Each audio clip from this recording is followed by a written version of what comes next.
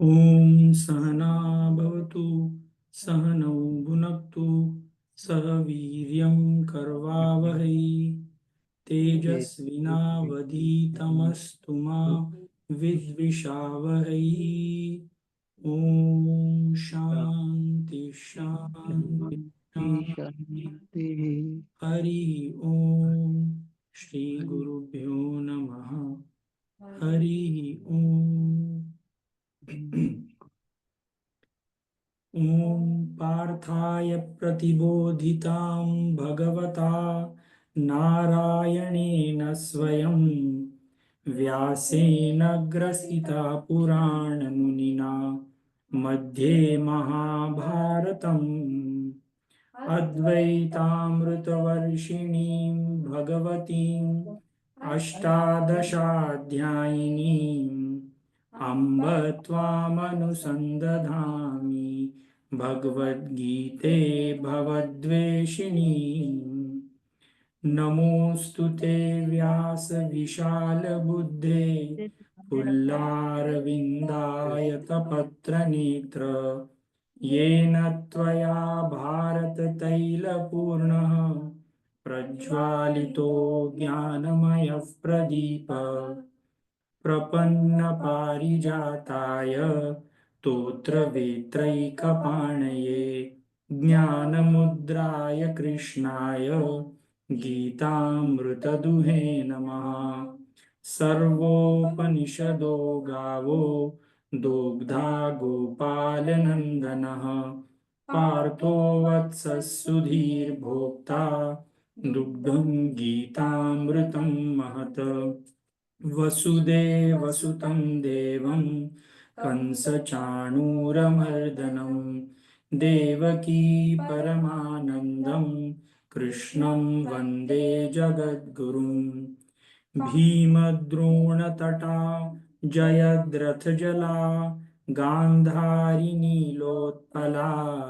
शल्यग्राहवती कृपेण वहिनी कर्णेन वेलाकुला अश्वत्थामविकर्णघोरमकरा दुर्योधनावर्तिनी सोत्तीर्णा खलु पाण्डवैरणनदी कैवर्तकः केशवः पाराशर्यवचः सरोजममलं गीतार्थगन्धोत्कटं नानाख्यान्ककेसरं हरिकथां सम्बोधनाबोधितम्। लोके सज्जन षट्पदरहरः पेपीयमानं मुदा भूयाद् भारत पंकजं कलिमलं प्रध्वंसिनः श्रेयसे। मूकं करोति वाचालं पङ्गुं लङ्घयते गिरिं यत्कृपातमहं वन्दे परमानन्दमाधवम्। यं ब्रह्मा वरुणेन्द्ररुद्रमरुतः स्तुन्वन्ति दिव्यैस्तवैः वेदैः साङ्गपदक्रमोपनिषदैः गायन्ति यं सामगाः ध्यानावस्थिततद्गतेन मनसा पश्यन्ति यं योगिनो यस्यान्तं न विदुःसुरासुरगणा देवाय तस्मै नमः। तो आज हम भगवत गीता का पहला चैप्टर जिसे अर्जुन विषाद योग बोलते हैं ये शुरू करने वाले हैं। विषाद का मतलब होता है दुख और योग मतलब होता है टू जॉइन। तो दुख भी ईश्वर से ज्वाइन करने का एक तरीका हो सकता है यदि हम दुख ईश्वर के सम्मुख प्रस्तुत करें। यदि हम दुख किसी और के सम्मुख प्रस्तुत करते हैं तो वो भी दुखी रहता है, हम भी दुखी रहते हैं और दोनों मिलकर हम और दुखी हो जाते हैं। पर दुख यदि ईश्वर के सामने प्रस्तुत किया जाए तो उससे अपना दुख सुख में बदल सकता है। तो प्रथम अध्याय जो है बता दिया था कि युद्ध शुरू हो जाता है, और युद्ध शुरू होने के पहले अर्जुन को रथ सामने रखने के लिए बोला जाता है। तो अब हम शुरू करते हैं। प्रथम अध्याय अर्जुन विषाद योग। तो मैं सिर्फ श्लोक संस्कृत में पढ़ते जाऊंगा। आप लोगों को अगर आता है तो आप खुद से पढ़ सकते हैं, अदरवाइज श्लोक पढ़ने के बाद मैं आपको उसका सरल हिंदी में मतलब बताते जाऊंगा।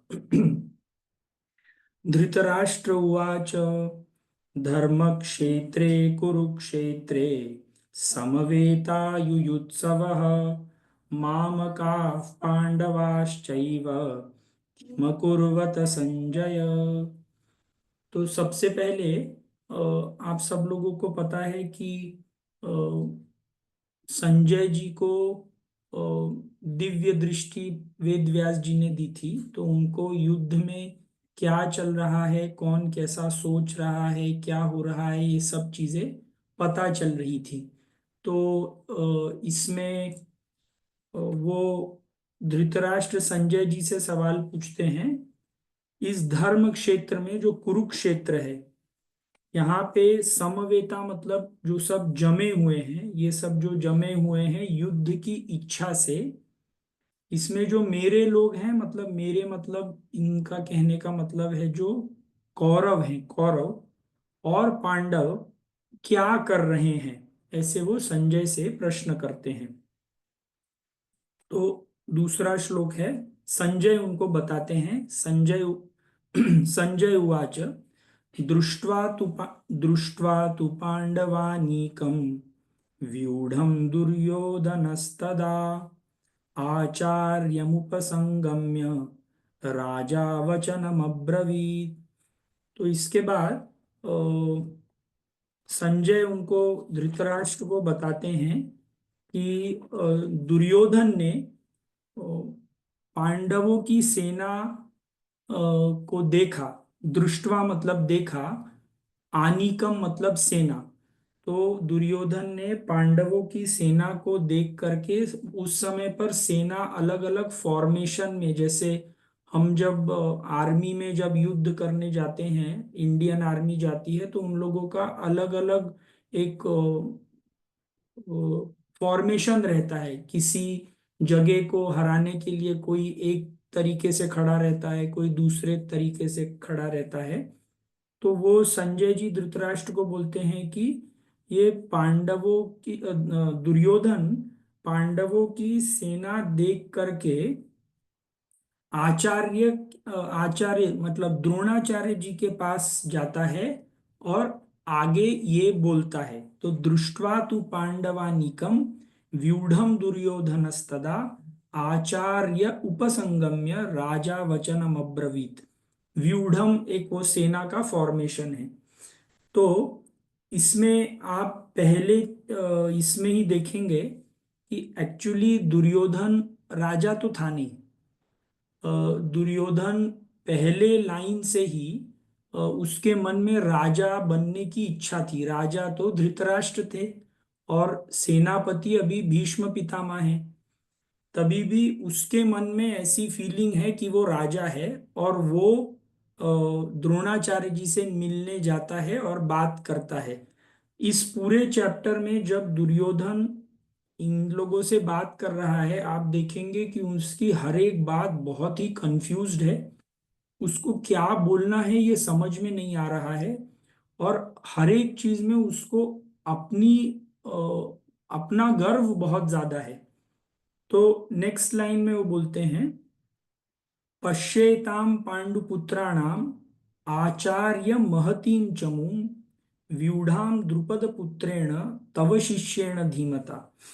तो वो सेना को देखता है और द्रोणाचार्य जी को बोलता है कि आप देखिए ये पांडवों की सेना कितनी महान, कितनी बड़ी है। तो अगर हम लोग किसी से युद्ध करने के लिए जा रहे होंगे, तो क्या हम उस सेना में जा, उनकी सेना बड़ी है ये जाकर के पहले अपने लोगों को बताएंगे कि हमारी सेना में क्या क्या चीज है ये हम बताएंगे। तो पहले से ही दुर्योधन काफी डरा हुआ था। और वो पांडवों की सेना देख करके द्रोणाचार्य जी को बोलता है कि आप पश्येताम, इस सेना को देखो। पांडु पुत्रों की जो सेना है ये बहुत बड़ी सेना है। और उसके बाद अब दूसरी चीज बोलता है, व्यूढ़ाम द्रुपद पुत्रेण तव शिष्येण धीमता। द्रुपद जो था उसको भी द्रोणाचार्य जी ने ही सिखाया हुआ है। तो वो ऐसे द्रोणाचार्य जी को बोलता है कि ये देखो, ये तुमने जिस व्यक्ति को सिखाया हुआ है ना द्रुपद, ये उस सेना का सेनापति है। और देखो तुमने कैसे मूर्खों की तरह इसको भी वही विद्या जी दी जो हमको दी। मतलब इन सेंस वो ये बताना चाह रहा है कि जो हमारे पास विद्या है वो सब विद्या उस सेनापति के पास भी है। और ये सब चीजें वो जाकर के अपने आचार्य द्रोणाचार्य जी से बता रहा है, जिन्होंने उसको ये सब सिखाया हुआ है। तो इसके बाद वो नेक्स्ट श्लोक आता है, अत्र शूरा महेश्वासा भीमार्जुन समायुधि युयुधानो विराटश्च द्रुपदश्च महारथः। अब वो जाकर के उनकी सेना में सब लोग कैसे कैसे महान हैं ये द्रोणाचार्य जी को जाकर के बताने लगता है। मतलब कितनी मूर्खता भरी बात है कि आप क्रिकेट मैच में मान लीजिए खेलने जाते हैं, और जब खेलने जाते हैं तो दूसरे टीम में ये बहुत अच्छा बॉलिंग करता है, ये बहुत अच्छा बैटिंग करता है, ये ऐसा करता है, ये वैसा करता है, पहले दूसरे टीम की प्रशंसा करना शुरू करें। और अपने टीम में क्या है वो कुछ समझ में ही नहीं आता। तो ये बोलते हैं, अत्र शूरा महेश्वासा भीमार्जुन समायुधि। मतलब यहाँ पे बहुत सारे शूरवीर हैं, और इन शूरवीरों का कंपैरिजन भीम और अर्जुन के समान है। भीम जैसे वो अच्छा धनुष चला लेते हैं, भीम की तरह अच्छा गदा चला लेते हैं, अर्जुन की तरह अच्छा धनुष चला लेते हैं। युयुधानो विराटश्च द्रुपदश्च महारथ। युयुधानो मतलब जो युद्ध करने के लिए आए हैं, इसमें विराट विराट राजा भी हैं और द्रुपद भी हैं। और विराट और द्रुपद भी दोनों बहुत बड़े बड़े महारथ हैं। तो पहले दूसरी आर्मी की ही वो गुणगान करना उसने शुरू कर दिया है। पांचवें श्लोक में बोलते हैं, दृष्टकेतु चेकितानः काशीराजश्च वीर्यवान पुरुजित कुंती भोजश्च शैब्यश्च नरपुंगवः। तो आप यदि महाभारत पढ़ेंगे तो इन सब लोगों के नाम आते हैं। हर एक लाइन में वो एक एक व्यक्ति कैसे महारत हासिल किया हुआ है ये बताने की कोशिश कर रहे हैं। तो दृष्टकेतु, चेकितान, काशीराज, ये सब लोग भी बहुत वीर्यवान व्यक्ति हैं। एक कोई पुरुजित थे, फिर कुंती भोज थे, शैब्य राजा थे। ये भी नरपुंगव मतलब नरों में ये बहुत ही उत्तम लोग हैं। तो दृष्टकेतु चेकितानः काशीराजश्च वीर्यवान पुरुजित कुंती भोजश्च शैब्यश्च नरपुंगवः। अ, आप सब लोगों के पास संस्कृत वाली भगवत गीता है क्या? तो मैं जब श्लोक पढ़ूंगा आप लोग वो श्लोक रिपीट कर सकते हैं। कोई है एक है है। है। तो मैं जब श्लोक पढ़ूंगा आप लोग वो श्लोक रिपीट कर लीजिएगा, और फिर मैं उसका मीनिंग बता दूंगा। युधामन्युश्च विक्रांत उत्तमोजाश्च वीर्यवान सौभद्रौ द्रौपदेयाश्च सर्व एव महारथा। तो युधामन्युश्च विक्रांत मतलब यहाँ पे युधामन्यु, विक्रांत, ये सब लोगों के महाभारत के जो नाम हैं। युधामन्यु, विक्रांत, उत्तमौजाश्च, ये सब लोग भी बहुत वीर व्यक्ति हैं। सौभद्रो द्रौपदेयाश्च, सौभद्रो मतलब सुभद्रा का पुत्र मतलब अभिमन्यु, सौभद्रो द्रौपदेयाश्च, द्रौपदी के भी जो पुत्र हुए थे युधिष्ठिर, अर्जुन, भीम, नकुल और सहदेव से, वो सब भी यहाँ पे जो एकत्रित हुए हैं, ये सब लोग भी बहुत बड़े बड़े महारथ हैं। ये सब बोलने के बाद उसको ऐसा ध्यान में आता है कि अभी तो मैंने सिर्फ ऑपोजिट आर्मी के लोगों की प्रशंसा की है, और हमारे आर्मी की तो हमने कोई प्रशंसा ही नहीं की है। तो सडनली वो अब अपनी आर्मी के बारे में बोलना शुरू करता है, और वो बोलता है, अस्माकं तु विशिष्टायै तान्निबोध द्विजोत्तमः नायका मम सैन्यस्य संज्ञार्थे तान ब्रवीमिते। अस्माकम मतलब हमारी, अस्माकम तु विशिष्टा, यही हमारी आर्मी भी कोई कम नहीं है, हमारी आर्मी भी बहुत सारे योद्धा लोग हैं जो बहुत अच्छा लड़ाई कर लेते हैं। और तान्निबोध द्विजोत्तम, द्विजोत्तम का मतलब साधारणतया जिसका 2 बार जन्म हुआ है, तो ब्राह्मण को भी द्विजोत्तम बोलते हैं। तो ये द्रोणाचार्य जी को एड्रेस कर रहा है।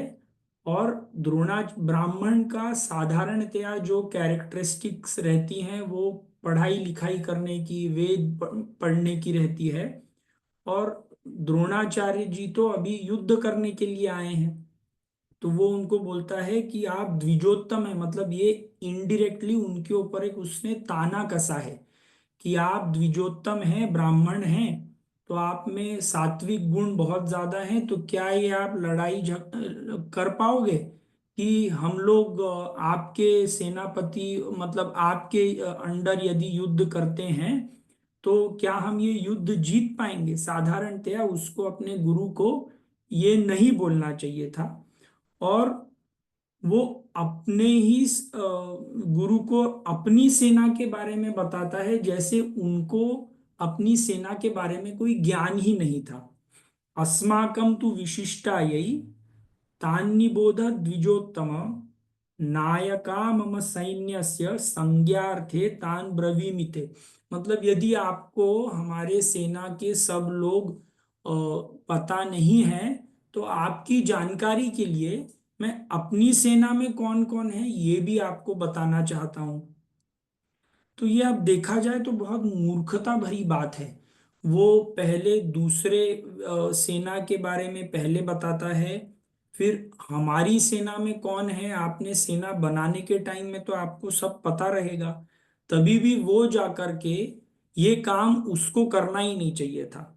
अभी भीष्म पितामह सेनापति हैं, तो ये सब काम सेनापति को करना चाहिए था, पर ये सब वो कर रहा है ये सोच करके कि राजा वही है, सब चीज जो करने वाला है ये वही है। तो फिर वो बोलते हैं, भवान भीष्मश्च कर्णश्च कृपश्च समितिंजयः अश्वत्थामा विकर्णश्च सौमदत्तस्तथैव च। तो बोलता है कि हमारी आर्मी में सबसे पहले तो आप हैं, और आपके बाद भीष्म पितामह हैं, फिर कर्ण भी है। कर्ण एक्चुअली अभी पहले 10 दिन युद्ध करने के लिए नहीं आया था, क्योंकि उसका और भीष्म जी ने बोला था कि जब तक मैं सेनापति हूं तब तक कर्ण इस युद्ध में नहीं आएगा। तो वो बोलता है हमारी सेना में सबसे प्रथम तो आप हैं। आप भवान मतलब आप, भीष्मश्च भीष्मश्च मतलब भीष्म पितामह, कर्णश्च मतलब कर्ण, कृपश्च मतलब कृपाचार्य, समितिंजय भी एक कोई उनके इसमें योद्धा थे, और अश्वत्थामा, विकर्ण और सौमदत्त, ये सब लोग हमारी सेना में महारथी हैं। फिर आगे बोलते हैं, अन्ये च बहवः शूरा मदर्थे त्यक्त जीविताः नाना शस्त्र प्रहरणाः सर्वे युद्ध विशारदाः। तो बोलते हैं अन्य भी बहुत सारे शूरवीर हैं। आप देखेंगे कि उसने पांडवों के जो शूरवीर हैं उसका उन्होंने ज्यादा डिस्क्रिप्शन किया है। और अपनी सेना में जो शूरवीर हैं उसका उसने सिर्फ दो, एक लाइन में आप, भीष्म, कर्ण, कृपाचार्य, समितिंजय, अश्वत्थामा, विकर्ण और सौमदत्त, इतने लोग हैं। और बाकी सब भी बहुत सारे इस सेना में महारथी हुए हैं जो मेरे लिए जान देने के लिए तैयार हैं। अन्ये च बहवः शूरा मदर्थे त्यक्त जीविता, में मदर्थे मतलब मेरे मेरे लिए ये सब लोग जान देने के लिए तैयार हैं। तो आप देखेंगे कि जब ये महाभारत का जो युद्ध हुआ था उसमें ज्यादातर लोग कौरवों की सेना में इसीलिए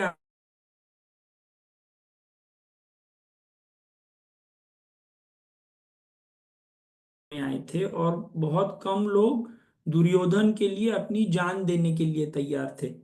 पर तभी भी दुर्योधन को लगता है कि सब लोग मेरे लिए जान देने के लिए तैयार हैं। अन्ये च बहवः शूरा मदर्थे त्यक्त जीविताः नाना शस्त्र प्रहरणाः सर्वे युद्ध विशारदा। सब लोगों के पास अलग अलग शस्त्र कला में सब लोग माहिर हैं। और ये लोग मेरे लिए अलग अलग युद्ध करने में भी ये बहुत ज्यादा विशारद हासिल किए हुए हैं। इसके बाद जो नेक्स्ट लाइन है वो बोलते हैं, अपर्याप्तम तदस्माकं बलम भीष्माभिरक्षितम पर्याप्तम त्विदमे तेषां बलम भीमाभिरक्षितम। आप सब लोग अनम्यूट करके चाहे तो मेरे बाद ये रिपीट कर सकते हैं। मैं रिपीट करता हूं और मैं एक बार बोलता हूं और आप लोग एक बार इसको रिपीट करके देखिए। अपर्याप्तम तदस्माकं बलम अपर्याप्तम् अपर्याप्त भीष्माभिरक्षितम अपर्याप्तं तदस्माकं तदस्माकं बलं बलं भीष्माभिरक्षितं भीष्माभिरक्षितम भीष्माभिरक्षितं पर्याप्तं पर्याप्तं दमेतेषां तेषां बलं भीमाभिरक्षितं। हाँ, अपर्याप्तम तदस्माकं बलम भीष्माभिरक्षितम पर्याप्तम त्विदमे तेषां बलम भीमाभिरक्षितम। तो इस श्लोक के दो मीनिंग हो सकते हैं। जब वो अपर्याप्त बोलता है मतलब हमारी सेना जो है वो पर्याप्त नहीं है, मतलब इनसफिशियंट है। या पहला मीनिंग ये हो सकता है कि हमारी सेना जो है वो कमजोर है। अपर्याप्तम तदस्माकम बलम भीष्माभिरक्षितम, बलम यहाँ पे मतलब सेना। हमारी सेना हालांकि बड़ी है पर तभी भी पांडवों को हराने लायक नहीं है, ये एक मीनिंग हो सकता है। और पांडवों की सेना में वो बोलता है पर्याप्तम त्विदमे तेषाम बलम भीमाभिरक्षितम, मतलब हमारी सेना भीष्म पितामह ने रक्षा की है, हालांकि वो बड़ी है पर वो पांडवों को हराने लायक नहीं है। और दूसरी लाइन बोलते हैं पर्याप्तम त्विदमे तेषाम बलम भीमाभिरक्षितम। पर्याप्तम मतलब सफिशियंट। तो पांडवों की सेना जो है वो छोटी तो है पर तभी भी वो हमको हराने के लिए पर्याप्त है। और इस सेना का रक्षण भीम द्वारा किया जा रहा है, ये एक अर्थ हो सकता है। जो ज्यादा लाइकली अर्थ है अपर्याप्तम का, एक दूसरा भी अर्थ रहता है कि ये अनलिमिटेड है। कौरवों की जो सेना थी उसमें बोलते हैं कि 11 औक्षणी सोल्जर, औक्षणी मेरे ख्याल से एक वन वन लाख की 1 मिलियन ऐसा कुछ तो रहता है, मुझे एग्जैक्टली पता नहीं है। कौरवों की सेना में 11 औक्षणी सोल्जर्स थे और पांडवों की सेना में 7 औक्षणी सोल्जर्स थे। तो कौरवों की सेना बहुत ज्यादा बड़ी थी। तो मोस्ट प्रोबेबली इसका मीनिंग ये अपर्याप्तम का मीनिंग ये भी हो सकता है कि हमारी सेना अनलिमिटेड है। अपर्याप्तम तदस्माकं बलम भीमाभिरक्षितम, हमारी सेना बहुत विशाल बहुत बड़ी है और इसको भीष्म पितामह रक्षण कर रहे हैं। पर्याप्तम त्विदमे तेषां बलम भीमाभिरक्षितम, इनकी सेना छोटी है और ये छोटी सेना जो है ये अपना रक्षण करने में समर्थ नहीं है। तो ये दूसरा मीनिंग हो सकता है। मोस्ट लाइकली मीनिंग ये है कि पांडवों की सेना कमजोर है और हमारी सेना बड़ी है। तो नेक्स्ट लाइन में वो बोलते हैं अयनेषु च सर्वेषु यथा भागमवस्थिताः भीष्ममेवाभिरक्षन्तु भवन्तः सर्व एव हि। आप सब लोग बोल सकते हैं अयनेषु च सर्वेषु यथा भागमवस्थिताः अयनेषु च भीष्ममेवाभिरक्षन्तु भवन्तः सर्व एव हि। अयनेषु च सर्व एव हि भागं व्यवस्थिता विषमेवाभिरक्षन्तु सर्वेषु यथा सब लोग ट्राई कर सकते हैं। मतलब अगर किसी के पास भगवत गीता नहीं है तो फिर बात अलग है। भवन्तः सर्व एव हि अयनेषु च सर्वेषु यथा यथा भागमवस्थिताः भीष्ममेवाभिरक्षन्तु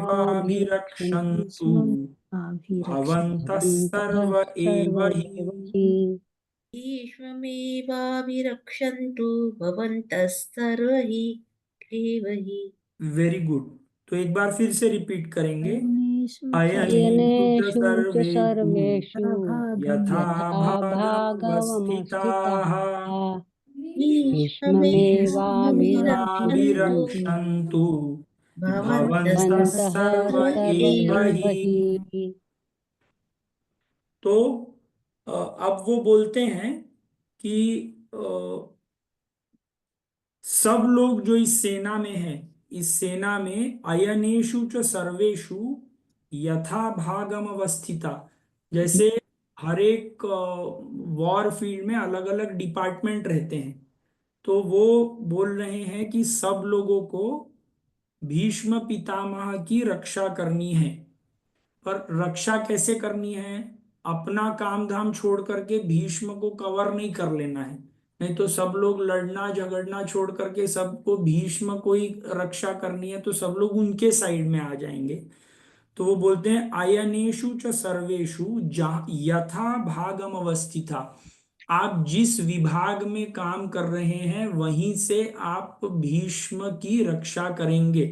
कोई एंट्री पे होगा, कोई फॉर्मेशन में होगा, तो उनको ये ध्यान रखना है कि भीष्म पितामह को बराबर रक्षा करने की जरूरत है। और जहां जहां वो लोग काम कर रहे हैं अपने अपने विभाग में, उस विभाग में वो अपना सही काम करके भीष्म पितामह का रक्षण करें।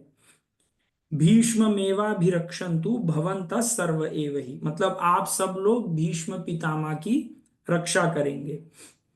अब ये सब भीष्म पितामह सेनापति होते हुए अब तक उन्होंने कुछ नहीं बोला है और दुर्योधन बोले ही जा रहा है बोले ही जा रहा है। तो इसीलिए भीष्म पितामह ने, उनको शायद समझ में आया कि दुर्योधन का भी शायद दिमाग ठीक नहीं चल रहा है, और इसीलिए उन्होंने जो आगे वाले श्लोक में मैं बोलता हूं, आप लोग रिपीट कीजिए। अस्य संजनयन् हर्षं कुरु वृद्ध पितामह, तस्य संजन्य हर्षं कुरु विद्या अस्य संजनयन् हर्षं तस्य संजनय हर्षं कुरु कुरु वृद्धः वृद्धः पितामहः कुरु वृद्धः पितामहः सिंहनाद विनोद्योच्चैः सिंहनाद नादं विनोद्योच्चैः शङ्खं दद्मौ शङ्खं दद्मौ प्रतापवान् प्रतापवान् शङ्खं दध्यो प्रतापवान्। तो अब भीष्म पितामह ने दुर्योधन की बड़बड़ बंद करने के लिए उन्होंने सोचा तस्य संजनयन हर्षम, मतलब दुर्योधन के मन में थोड़ा हर्ष और उल्लास भरने के लिए कुरु वृद्ध पितामह, कौरवों में वृद्ध पितामह, सिंहनाद विनोद्योच्चै शंखम दद्मौ प्रतापवान, उन्होंने शंख लेकर के शंख अपना बहुत भारी आवाज में उन्होंने शंखनाद किया। और इस लाइन से ये तय हो गया है कि जो महाभारत का युद्ध शुरू हुआ वो टेक्निकली युद्ध जो शुरू हुआ वो कौरवों ने शुरू किया, क्योंकि सबसे पहला युद्ध का जो बिगुल बोलते हैं या शंख बोलते हैं वो भीष्म पितामह ने सबसे पहले युद्ध शुरू किया। तो फॉर्मली मतलब ये लोग अग्रेसर्स, मतलब जिसने युद्ध, जैसे अगर पाकिस्तान इंडिया के ऊपर वॉर करता है तो इंडिया को डिफेंस में अटैक करना पड़ता है। तो कौरवों ने ऑफिशियली ये शंख बजा करके ये डिक्लेयर किया कि हम लोग आपके ऊपर चढ़ाई करना चाहते हैं, क्योंकि शंख जो है वो भीष्म पितामह ने सबसे पहले बजाया। तो अब इसके बाद आप ये जो वर्णन देखेंगे उसमें सीक्रेटली ऐसे पता चलता है कि संजय जी की जो मन था वो थे तो कौरवों के साइड में थे, पर वो कॉन्स्टेंटली पांडवों का जो जैसा डिस्क्रिप्शन करते हैं उससे पता चलता है कि उनका अंतर्मन भगवान कृष्ण और पांडवों के साइड में था। तो नेक्स्ट श्लोक नंबर 13, ततः शंखाश्च भैर्यश्च पणवानुक गोमुखाः, आप लोग रिपीट कीजिए, ततः शंखाश्च भैर्यश्च ततः पणवानक गोमुखाः गोमुखाः ततः तत्सङ्घर्ष्य शङ्खाश्च भेर्यश्च भैर्यश्च प्रणवानकगोमुखाः सहसैव सह सहसैवाभ्यहन्यन्त, सहसैव सहसैवाभ्यहन्यन्त ब्रेक सहसैवाभ्यहन्यन्त करके बता रहा हूं, सहसैव्याभ्यहन्यन्त, सहसैवाभ्यहन्यन्त सहसैवाभ्यहन्यन्त सहसैव्याभ्यहन्यन्त, सहसैवाभ्यहन्यन्त सहसैवाभ्यहन्यन्त सशब्द सशब्दस्तु मूलोऽभवत्, सशब्दस्तु मूलोऽभवः शशब्दस्तु मूलो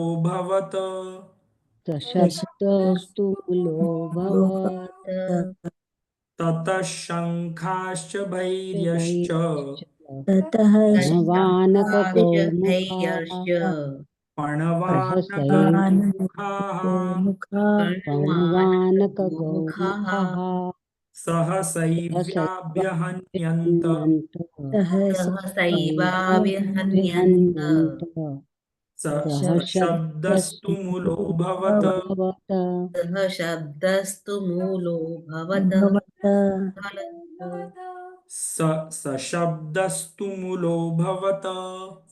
सशब्दस्तु मूलोऽभवत् तो अब इन जब भीष्म पितामह ने अपना शंख बजाया तो उसके बाद जो आवाज शुरू हुई पांडवों की, तो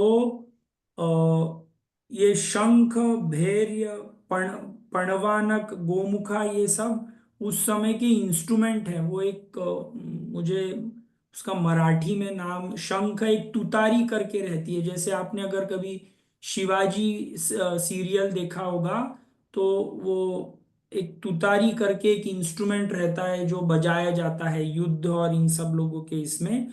तो उस ततः मतलब इसके बाद जब भीष्म पितामह ने अपना शंख का शंखनाद किया। उसके बाद शंख, भैर्य, पण पणवानुक, गोमुख, ये सब इंस्ट्रूमेंट है। अ, इस ये सडनली इतना तेज आवाज हुआ कि ये ध्वनि बहुत भयंकर सुनाई दे रही थी। तुमुलो अभवत मतलब जो ध्वनि, इतने सारे शंख, भैर्य, पणवानुक, गोमुख, ये सब से जो ध्वनि तैयार हुई, वो जगह के बंद करना बाबा। हृदय हृदय को भेदने वाली ध्वनि शुरू हो गई थी। अब इसके बाद नेक्स्ट मेन, इस भगवत गीता के जो मेन कैरेक्टर हैं, ये इसमें अब एंटर हो रहे हैं। ततः श्वेतै हरै युक्तै महती स्यंदने स्थितौ माधवः पांडवश्चैव दिव्यौ शंखौ प्रदद्मतुः। ततः श्वेतै हरै युक्तै महती स्यंदने स्थितौ तथा श्वेतैर्युक्तै महति स्यन्दने स्थितो माधवः पांडवश्चैव पांडवः पांडवश्चैव दिव्यौ शंखौ प्रदद्मतुः। दिव्यौ दिव्यौ शङ्खौ प्रदमतुः। प्रदद्मतु। ततः श्वेतै हरै युक्तै ततः ततः श्वेतैर्हयैर्युक्तैः महती स्यंदने स्थितौ महती स्यन्दने स्थितौ माधवः पांडवश्चैव माधवः माधवः पाण्डवश्चैव पाण्डवश्चैव दिव्यौ दिव्यौ शंखौ प्रदद्मतुः। दिव्यै दिव्यौ शङ्खौ प्रदद्मतौ। तो अब अ, ततः मतलब इसके बाद, श्वेतै हरै, हरै युक्तै मतलब उसके बाद अ, सफेद घोड़ों का एक बहुत बड़ा रथ वहां पे दिखा।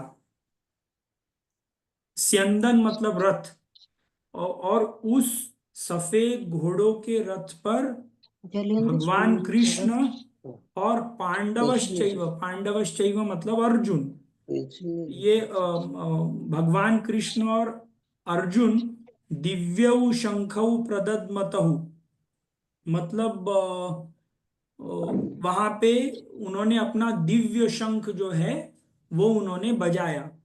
तो इसमें जो हम लोगों ने भगवत गीता सीखी थी, उसमें उन्होंने एक भक्त की कहानी बताई, जो बहुत बड़े कृष्ण भक्त थे।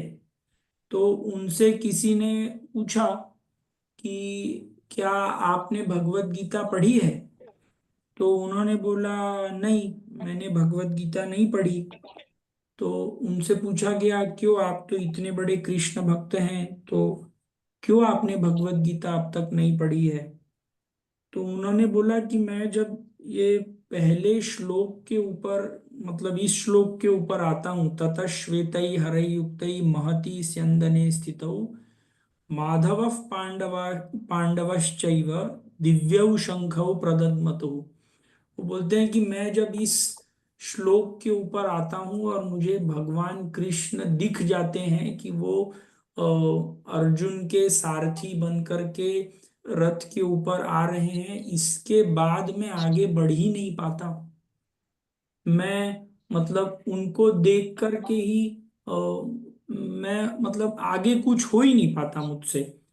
तो अ, भगवत गीता पढ़ने के बाद यदि हमको भगवान कृष्ण के प्रति प्रेम न आए, तो पूरी भगवत गीता पढ़ना व्यर्थ माना जाएगा। और यदि भगवान कृष्ण के प्रति प्रेम आ गया है, तो भगवत गीता पढ़ने का कोई विशेष मतलब नहीं है। तो ये जो पूरी कहानी हम पढ़ रहे हैं, इसका सिर्फ एक मात्र उद्देश्य है कि हम कृष्ण के प्रति अ, प्रेम जागृत कर पाए। और जैसे अर्जुन ने अपने रथ की जो कमान है वो भगवान कृष्ण को दी थी, तो हम अपनी जिंदगी की कमान भगवान कृष्ण को दे पाए, ये पूरे भगवत गीता का सार है। तो जिन्होंने भगवत गीता नहीं पढ़ी और इस श्लोक पर आकर के वो आगे नहीं बढ़ पाते हैं, तो मेरे ख्याल से कितनी ज्यादा भक्ति रही होगी कि कृष्ण को देखने के बाद आगे क्या हो रहा है उनके लिए कुछ भी मतलब रखता ही नहीं है। तो हम लोग भी शायद अगर इस परिस्थिति पर कभी पहुंच पाए तो अपने लिए बहुत अच्छा होगा। एनीवे, आगे का श्लोक पढ़ते हैं। पांचजन्य ऋषिकेश देवदत्तस् धनंजयः। पांचजन्यं ऋषिकेशो देवदत्तं धनंजयः। पौंड्रदं ऋषिकेश देवदत्तं धनञ्जयः पौंड्रं दद्मौ महाशंखं भीमकर्मावृकोदरः। पौंड्रदं महाशंकं भीमकर्मावृकोदरः। पांचजन्यं ऋषिकेशो देवदत्तं धनंजयः। पांचजन्यं ऋषिकेशो देवदत्तं देवदत्तं धनञ्जयः। पौंड्रं दद्मौ महाशंखं पौंड्रं दद्मौ महाशंकं महाशङ्खं भीमकर्मावृकोदरः। भीमकर्मावृकोदरः।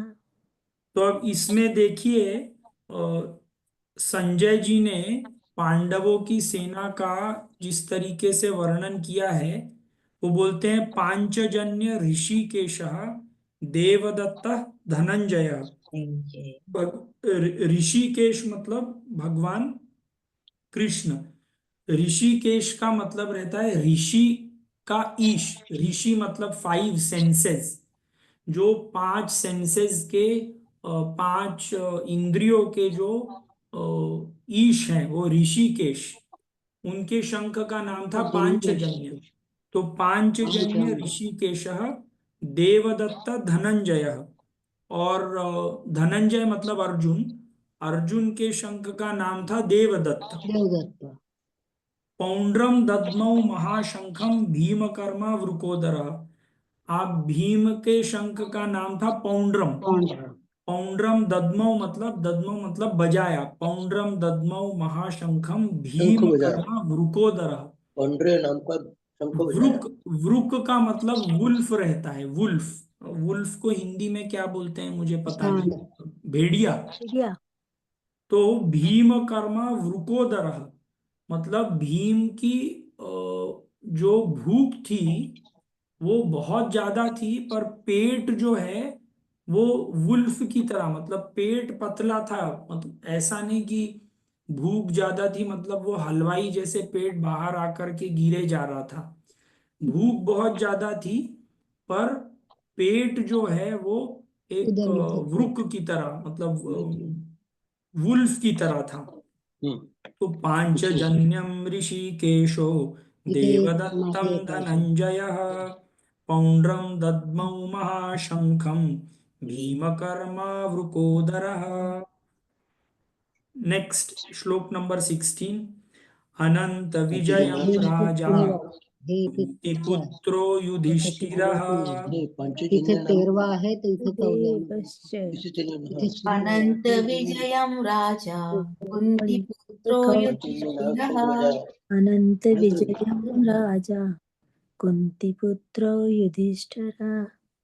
नकुलः सहदेवश्च सुघोषमणिपुष्पकौ सहदेवश्च सुघोषमणिपुष्पकौ। सुघोषमणिपुष्पकौ। अनंत विजयं राजा अनंत अनंत विजयं विजयं राजा राजा कुन्तीपुत्रो कुन्तीपुत्रो युधिष्ठिरः। युधिष्ठिरः। पुत्रो युधिष्ठिरः। पुत्रो सहदेव युधिष्ठिरः। नकुलः सहदेवश्च नकुलः सहदेवश्च सुघोषमणिपुष्पकौ। सुघोषमणिपुष्पकौ।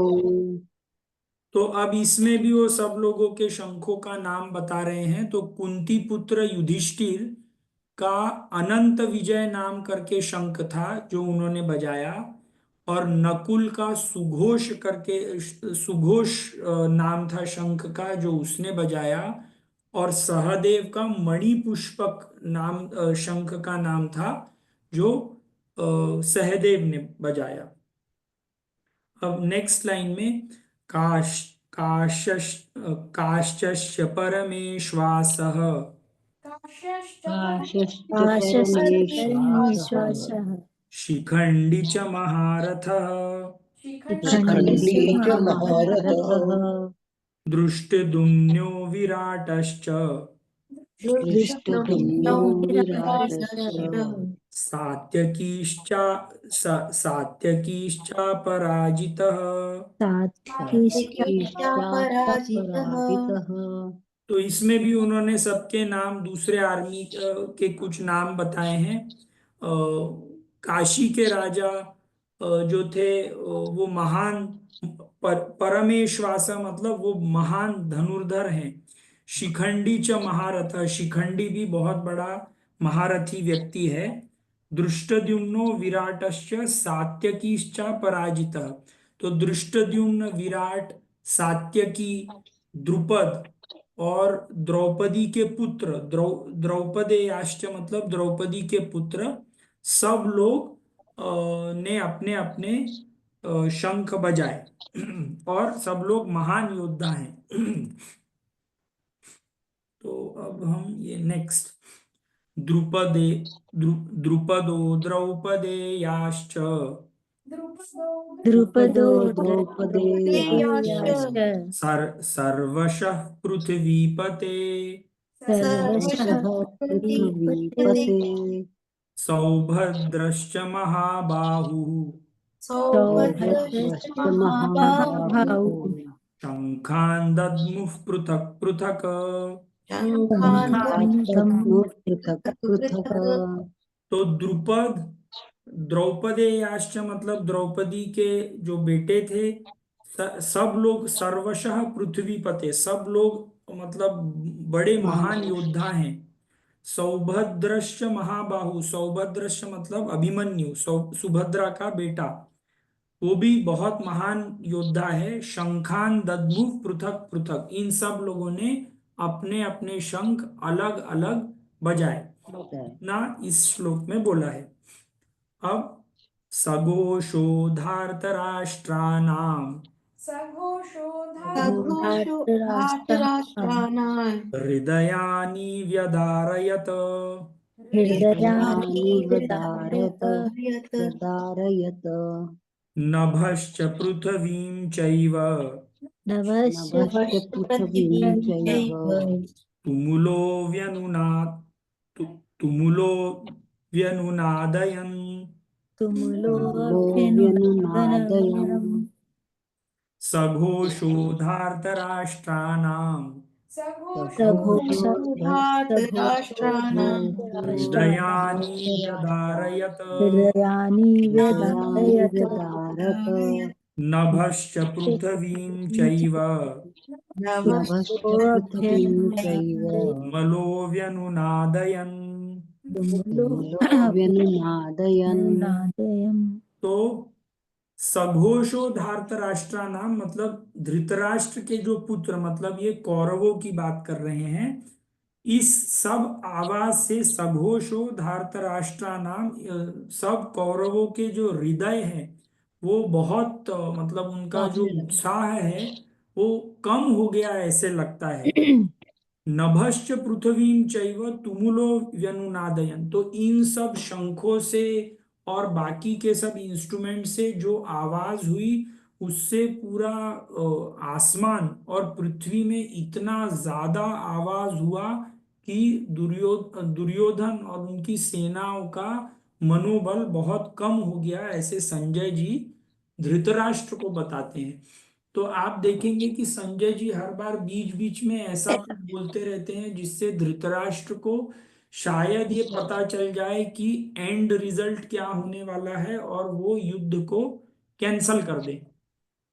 तो बीच बीच में आगे भी देखिए यही ऐसा बोलेंगे वो। अथ व्यवस्थितान् दृष्ट्वा अथ अथ व्यवस्थितान् दृष्ट्वा दृष्ट्वा धार्तराष्ट्रान् कपिध्वजः राष्ट्रान् राष्ट्रान् ध्वज कपिध्वजः प्रवृत्ते शस्त्रसम्पाते प्रवृत्ते प्रवृत्ते शस्त्रसम्पाते शस्त्रसम्पाते धनुरुद्यम्य धनुरुद्यम्य पाण्डवः धनुर्द्यम्य यम्य पाण्डवः पाण्डवः अथ व्यवस्थितान् दृष्ट्वा अथ वितस्थिता व्यवस्थितान् दिष्ट्वा दृष्ट्वा धार्तराष्ट्रान् कपिध्वजः धार्तराष्ट्रान् राष्ट्रान् ध्वज कपिध्वजः प्रवृत्ते शस्त्रसम्पाते प्रवृत्ते प्रवृत्ते शस्त्रसम्पाते शस्त्रसम्पाते धनुरुद्यम्य धनुरुद्यम्य पाण्डवः पाण्डवः धनुरुद्यम्य पाण्डवः धनुरुद्यम्य पाण्डवः। तो अब कौरवों की सेना देखने के बाद अर्जुन ने बोला कि मैंने मुझे ये सेना ठीक से देखनी है। और अर्जुन के रथ के ऊपर हनुमान जी बैठे थे, तो उसके रथ को कप मतलब उसके रथ के ऊपर हनुमान जी बैठे हैं, इसीलिए उसको कपिध्वज बोलते हैं। कपि मतलब बंदर, वानर वानर। तो हनुमान अर्जुन के रथ के ऊपर विराजमान है। तो ये सब कौरवों की सेना देखने के लिए वो अब देखने के लिए तैयार है। और अर्जुन अपना बिल्कुल धनुष लेकर के कि कब समय आए कि मैं इनकी सेना के सामने जाऊं और इन सब लोगों को मार करके खत्म करूं, ऐसी पूरी तैयारी से उन्होंने धनुष धारण किया। और श्री कृष्ण को उन्होंने आगे ये बोला। तो ये बोलते हैं ऋषिकेशं तदा वाक्यम इदमाह महीपते। ऋषिकेशं तदा तदा वाक्यं दहमाह महीपते। महीपते। तो मतलब अब आप इमेजिन कीजिए कि अर्जुन जो है वो पूरी युद्ध की तैयारी में उसने धनुष ले लिया है, सब अपने बोज एंड एरो सब चीजें चेक कर ली हैं, और फिर वो भगवान कृष्ण को बोलते हैं। अर्जुन उवाच अर्जुन उवाच सेनयोरुभयोर्मध्ये सेनयोरुभयोर्मध्ये रथं स्थापयमेच्युत रथं स्थापयामीच्युत। स्थापयमेच्युत दोनों सेनाओं के बीचों बीच ले चलो। यावदेतान्निरीक्षेऽहम् यावदेतान्निरीक्षेऽहम् यावदेतान्निरीक्षेऽहम् यावदेतान्निरीक्षेऽहम् यावद् एतान् निरीक्षेऽहम् यावदेतान्निरीक्षेऽहम् यावदेतानि निरीक्षयः निरीक्षेऽहम् योद्धकानवस्थितान् योद्धकामवस्थितान् योद्धकामानवस्थिताम् तान् योद्धकामानवस्थितान् योद्धकामानवस्थितान् कामानुव्यवस्थितान् यावदेतान्निरीक्षेऽहम् यावदेतानिरीक्षेऽहम् यावदेतान्निरीक्षेऽहम् योद्धकामानवस्थितान् योद्धकामानवस्थितान् सुकामानवस्थितान् कैर्मया सह योद्धव्यम् कैर्मया कैर्मया सह सह योद्धव्यम् योद्धव्यम् अस्मिन् कैर्मया सह योद्धव्यम् कैर्मया कैर्मया सह सह योद्धव्यम् योद्धव्यम् अस्मिन् अस्मिन् रणसमुद्यमे रणसमुद्यमे अस्मिन् रणसमुद्यमे।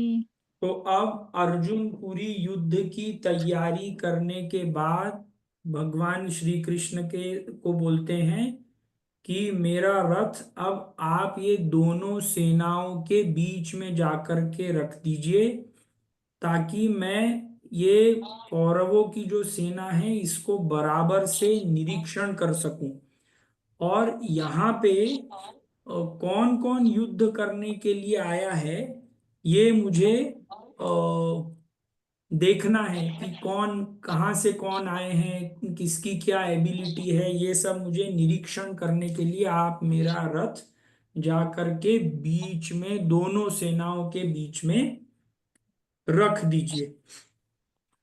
तो नेक्स्ट इसमें ये हम लास्ट श्लोक करेंगे और उसके बाद मेरे ख्याल से 4 मिनट ही बाकी हैं। योत्समानानवेक्षेऽहं योत्समानानवेक्षेऽहं य य एते तत्र समागताः एतेऽत्र समागताः धार्तराष्ट्रस्य दुर्बुद्धे धातराष्ट्रस्य राष्ट्रस्य दुर्बुद्धे युद्धे दुर्बुद्धे प्रियचिकीर्षवः। युद्धे युद्धे प्रियचिकीर्षवः। प्रियचिकीर्षवः। तो अब वो उनसे बोलते हैं कि इस युद्ध की इच्छा रखने वाले जो यहाँ पे सब सम्मिलित हुए हैं उनको मुझे बराबर से निरीक्षण करना है, और ये दुर्योधन की दुर्बुद्धि के कारण और उसकी उसको खुश करने के कारण ये सब लोग यहाँ पे आए हुए हैं, इतना वो बोलते हैं। और इसके बाद क्या होता है ये हम अगले क्लास में करेंगे। और इसके बाद क्या होता है वो सब हम लोगों की लाइफ में भी कुछ ऐसी ही बातें होती रहती हैं। तो अब जैसे हम जब एग्जाम आंसर करने के लिए जाते हैं तो अपने को हरदम लगता है कि हमारी तैयारी पूरी है, और जैसे ही एग्जाम पेपर के सेंटर पर जाते हैं तो ऐसे लगता है कि हमको तो कुछ आता ही नहीं है, हम सब चीजें भूल गए हैं। और कई बार कुछ लोग एग्जाम पेपर देखने के बाद ऐसे लगता है कि मेमोरी गायब हो गई है। तो कुछ ऐसा ही अ, आगे होगा। अब हमने भगवान कृष्ण को रथ लाने के लिए बोल दिया है, तो अब जब तक वो रथ वहां से यहाँ लेकर के आते हैं तो वो जब लेकर के आएंगे वो हम अगली क्लास में हम पढ़ेंगे। तो 2 मिनट बाकी हैं, हम शांति पाठ करके we will finish this class. ओम पूर्णमदः पूर्णमिदं पूर्णात् पूर्णमुदच्यते पूर्णस्य पूर्णमादाय पूर्णमेवावशिष्यते। ओम शांति शांति शांति। हरि ओम श्री गुरुभ्यो नमः। हरि हरि ओम। ओम।